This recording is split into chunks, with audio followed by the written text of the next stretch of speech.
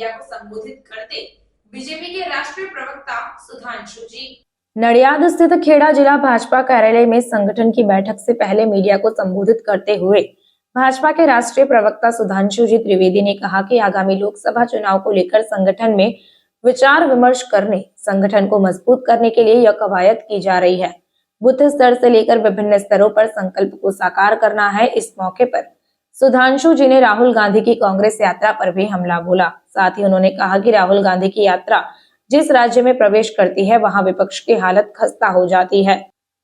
भाजपा के वरिष्ठ नेता नरहरि भाई अमीन, गोवर्धन भाई जड़फिया, खेड़ा जिला भाजपा अध्यक्ष अजय भाई Brahmbhatt, media TV debate panelist Anjali ji Kaushik, Gujarat राज्य भाजपा मंत्री जानवी बेन व्यास, विधायक पूर्व दंडक पंकज भाई देसाई और कई अन्य विधायक उपस्थित थे।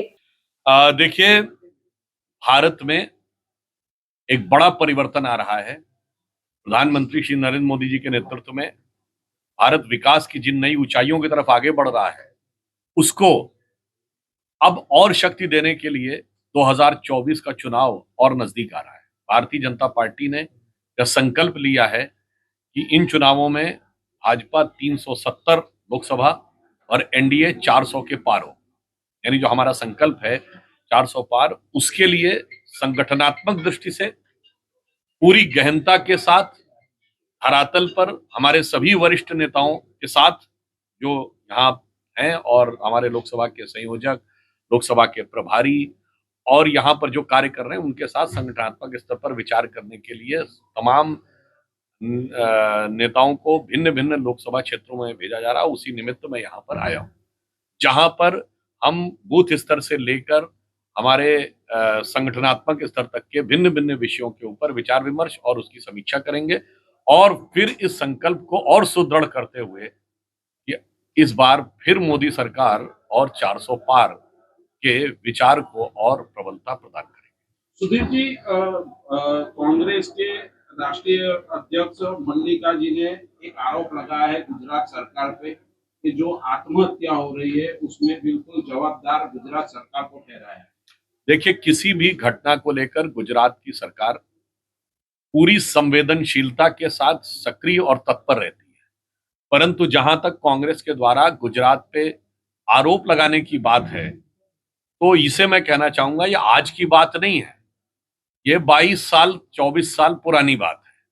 ये सदा सर्वदा से गुजरात के हर विषय को लेकर आक्षेप लगाने का ही कार्य करते रहे हैं और विगत 20 वर्षों में, जब से 2001 से प्रधानमंत्री जी यहां मुख्यमंत्री बने थे, विकास के जो कीर्तिमान और प्रतिमान गुजरात ने स्थापित किए हैं, तो उन्हीं की सरकार के समय में अनेक विषयों पर गुजरात सर्वश्रेष्ठ रहता था।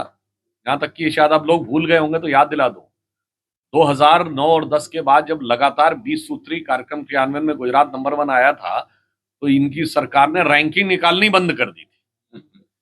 यहां तक कि जो प्राइवेट संस्थाएं और बड़ी पत्रिकाएं करती थी, तो वो मोदी जी को सर्वश्रेष्ठ मुख्यमंत्री बताती थी। फिर मैं याद दिला दूं, लोग भूल गए होंगे, 2011 में यूएस कांग्रेशनल रिसर्च सर्विस ने भारत के भिन्न भिन्न राज्यों के गवर्नेंस मॉडल की समीक्षा की थी।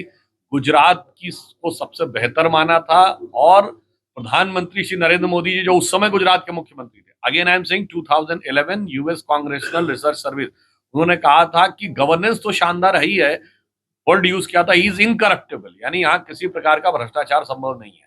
तो मुझे लगता है गुजरात के मॉडल के बारे में और गुजरात की गवर्नेंस के बारे में हमारे मुख्यमंत्री भूपेंद्र भाई पटेल जी के नेतृत्व में पूरी संवेदनशीलता और सक्रियता के साथ काम हो रहा। हाँ, खड़गे जी को अपनी पार्टी के गवर्नेंस के बारे में विचार करना चाहिए, क्योंकि खड़गे जी अध्यक्ष हैं, पर यात्रा तो उनके एक सांसद निकाल रहे हैं, जो आज की डेट में ना अध्यक्ष हैं, नेता प्रतिपक्ष है, ना महामंत्री है, ना उपाध्यक्ष है। और वो यात्रा जब से शुरू हुई है, तो मैं खड़गे जी के सुलभ संज्ञान में डालना चाहता हूं और उनका ध्यान आकर्षित करना चाहता हूं कि गुवाहाटी से राहुल गांधी जी की यात्रा शुरू हुई और चौपाटी में देवड़ा जी ने पार्टी छोड़ दी। वो पश्चिम बंगाल पहुंचे, दीदी ने मुंह मोड़ लिया। वो झारखंड पहुंचे, सरकार तो बच गई पर मुख्यमंत्री चला गया। वो बिहार पहुंचे तो इंडी गठबंधन के सूत्रधार नीतीश कुमार जी उन्हें मझधार में छोड़ के चले गए। वो उत्तर प्रदेश में दाखिल होते हैं और राष्ट्रीय लोकदल एनडीए में आ जाता है। वो समाजवादी पार्टी के साथ सीटों का गठबंधन फाइनल करते हैं और अगले दिन उनके 7 विधायक क्रॉस वोटिंग कर देते हैं।